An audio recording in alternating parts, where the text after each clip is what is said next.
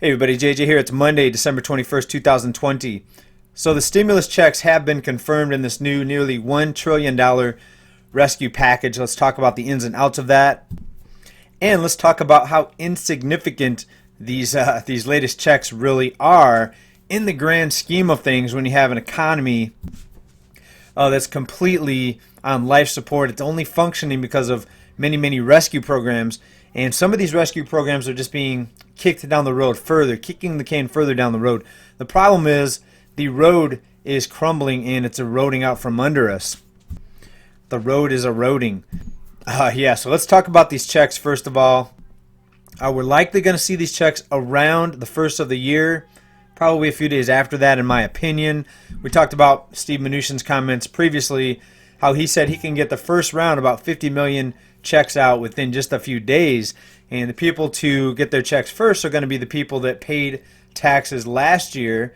And as far as looking at your income, they're going to go off of last year's income. All right, but first of all, think about this. Back when the shutdown first began, the lockdowns, we had a $1,200 stimulus check for most working adults. This time it's half of that, even though the economy really hasn't improved. Yes, the fake unemployment number has gone down. The GDP number was artificially pumped up via stimulus checks and rescue programs, corporate welfare, continued bailouts, bank propping up, market propping, and so forth, as most of you know. But this check now goes along with a lot of other so-called rescue programs. We've got an enhanced unemployment benefit. It's going to be an extra $300 a week, and that's going to be paid out now for 10 weeks. Of course, they'll probably extend it again or come up with something new. And as far as qualifying for the check, if you make $75,000 a year or less, qualified for the full $600, or $150,000 rather, for couples filing jointly, you'll get the full $600. If you make above that, both individually and as a couple, it'll start getting the check amount will start getting lower and lower. So essentially, there's going to be a prorated payout if you make more than those amounts. But also something else, you will be getting an additional $600 for each dependent or child. So a family of 4 could get $2,400 paid out. Now that's as of the last report.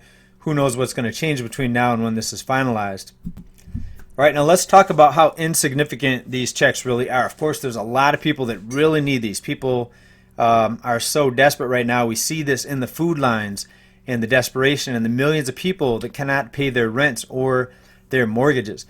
But really, with the rents where they are, where home prices and mortgage payments are where they're at, how far is this $600 going to go? It's probably only going to pay a partial month's rent, right? And a lot of people that are months behind on rent, they're having to make a choice. Are they going to use the $600 to pay maybe a partial month's rent or maybe a partial month's mortgage payment, or are they going to put that away for more dire needs like food or water, right? So this country and a lot of people in this country, millions of people, are in big trouble.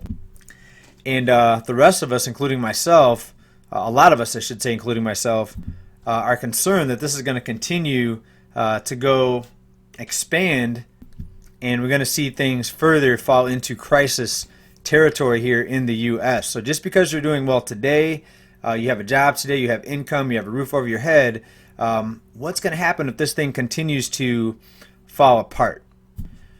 Right? So I'm very cautious. I'm very concerned about what's happening, and I'm concerned for my kids, their future.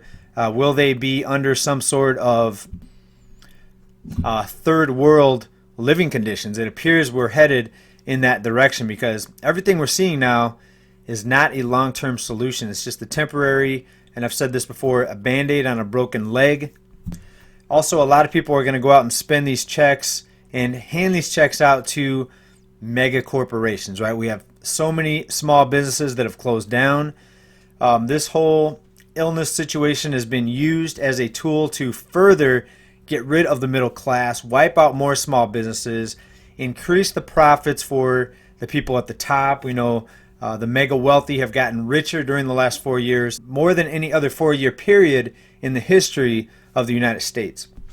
And we're also seeing the mega corporations' profits explode during this time, especially even more so during the lockdowns, because again, small businesses, a lot of them were wiped out. They were not allowed to stay open.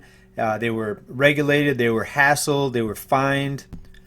Again, while the mega corporations were able to fully function and get more business during these times. So absolutely scary times in my opinion. I wish I had a better outlook for you. Again, these stimulus checks are not going to make even a drop in the ocean of the problems that we're seeing here as a country. And it's not just the U.S. This is worldwide. And this illness is being used to implement the new phase in the monetary system. They're going to try to bring in a more digital, a more controlled currency, the Fed dollar, the digital dollar. There are people that are looking to roll that out. And that's going to come with a lot more restrictions, and you're going to be a lot more controlled under this new currency. And a lot of people are seeing the writing on the wall, and they're trying to get out of the dollar. We see digital assets exploding. We see the rush to real estate. We see home prices continuing to skyrocket. Of course, that's enabled by the continued propping up of the banking system, where banks can lend out endless amounts of money because there's no longer any reserve requirement. Just the last report, we talked about the banks that are shutting down.